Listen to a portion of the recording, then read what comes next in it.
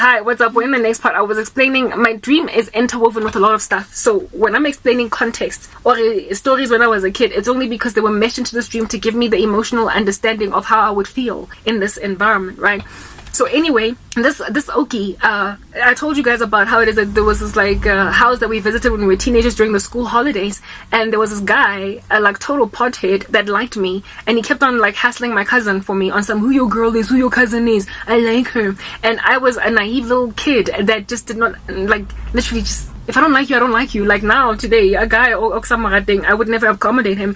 But this dude was just so persistent, right? So the next day, we visited and we were chilling.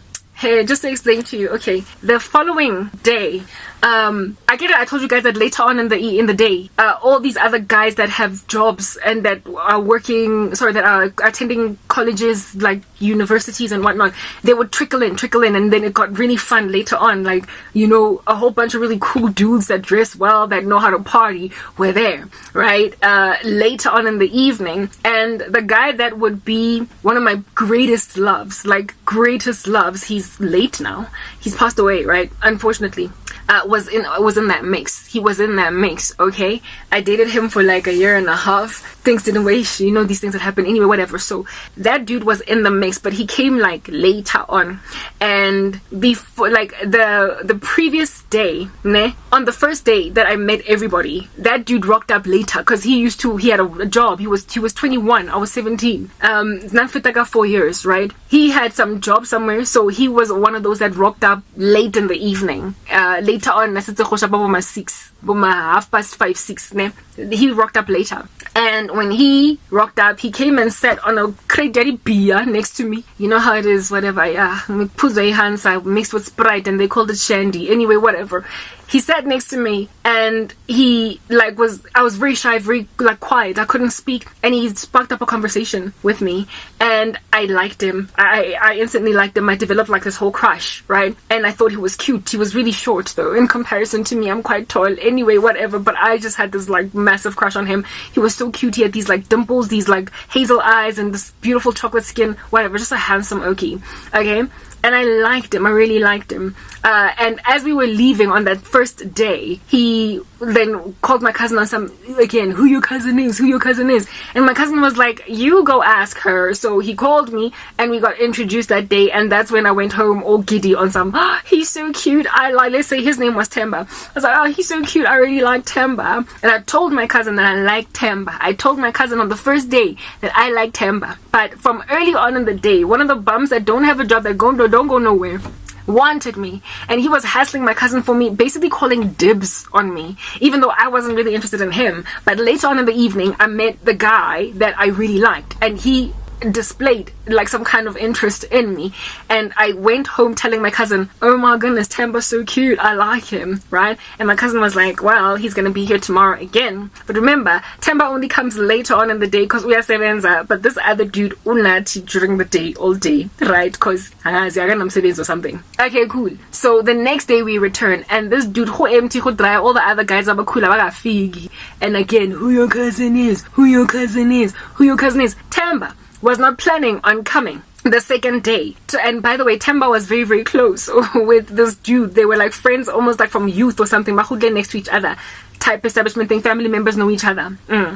So Temba and Tabo were fast friends. Anyway, whatever. So cousin during the day it's scant, it's empty still, because all the kids that don't have a job are there, all the kids that aren't at school are there, and who empty. And this dude is like all up in my grill, like trying to like holla at me, hey Karabo, hey Karabo, hey type establishment thing, and peer pressure. Yo guys, I guess you know when you don't know yourself. So I ended up making out with him because he was just bugging me so much. Like I literally settled.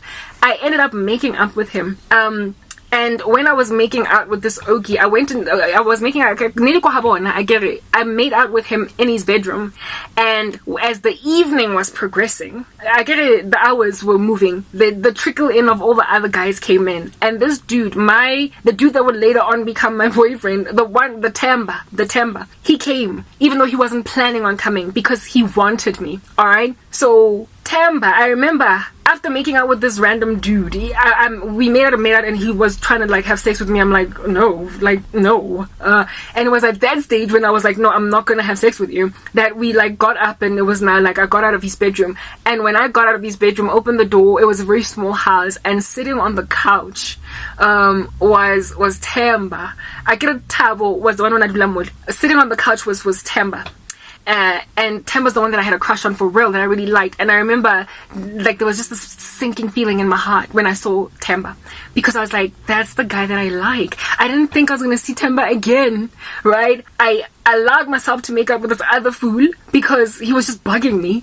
And then when I got out of the bedroom, there was Temba sitting right there. And I was like, that's the guy that I want. And now he's seen me getting out of this guy's bedroom. What is he gonna think of me? He's gonna think of me as a hoe. I don't want this type of situation. So I went home feeling like, oh snap. I made out with Tato. Did I say Tabo or Tato? Whatever. I made out with Tabo or Tato, so I guess that means I can't be with Temba. But I was not trying to be with Tabo or Tato or whatever, right? Yeah, so that's what happened. However, this Temba guy liked me enough to basically he went over his friend. He was like, guy, I want Karabo, it's that basic. So one night they came and they visited, not so much this guy's house, but they came and like my cousin's boyfriend came out to check out my cousin Kontum, and my soon to be boyfriend Tabo like basically piggybacked. He rocked up on some nyaza nine. I'm coming nani ngobu kona kabo kazi, so I want to see the karabo. I'm gonna go. So he basically literally he saw that I liked him and was like, okay, so we good friend, but I want her, and so I'm just gonna go try. Like, and so he got me. He basically took me from his friend. He didn't take me from his friend. I didn't like his friend. But I just never like after we were dating for a couple of weeks, I couldn't like he kept on asking me exactly what was going on between you, because he felt guilty. He was like, exactly what was going on between you and Tawa and Temba. I was like, nothing happened, we just kissed, that's all we did. He was like, oh okay. Yeah, it was weird, but I didn't care because now I was just like in love, like violently, with this new Tabo guy. So I had to explain. That was like one of my biggest loves. We stayed together until pretty much high school ended. Okay, that's how that relationship basically happened with Temba. Now, in this dream that I had, I saw my fiance. I get it, he didn't meet me at the door, but I saw through the walls. I told you guys. I saw him like against Liboda a house. It's like he was in a corner. It's almost as if though he was kind of sutured to the wall, like sewn into it. And he looked like both a black horse as well as that other guy Tabo, yes. He was like one of the rooms in I saw through the walls, and he was in a corner room that looked like the bedroom of Tabo, that I made out with Tabo in, even though I wasn't interested in Tabo at first, but I ended up making out with Tabo. And in this dream, this dude was like a black horse sutured against a wall that I could see through the house, and I saw him. He didn't even come and meet me. And he was also kind of like, I couldn't really say shape-shifting, but his person kind of emulated Tabo Olewa back in the day that I settled for because he hassled me for long enough. And also he was a black horse. And it was only after I landed in Botswana, in this dream of mine, it was only as I landed in Botswana that I saw that side of him. It's like all the time when I was in South Africa and all the arrangements we were making to come together, and me finally landing in Botswana, him buying me a flight ticket to get there. All throughout that time, I did not discern what this guy was. It was only when I landed in Botswana that I saw him as a black horse, and what emulated the energy or the archetype of a guy that I once just ended up capitulating to making out with because he was just bugging me and he wanted me, and he was the only dude around before I met the dude that I actually wanted to be with. Next part.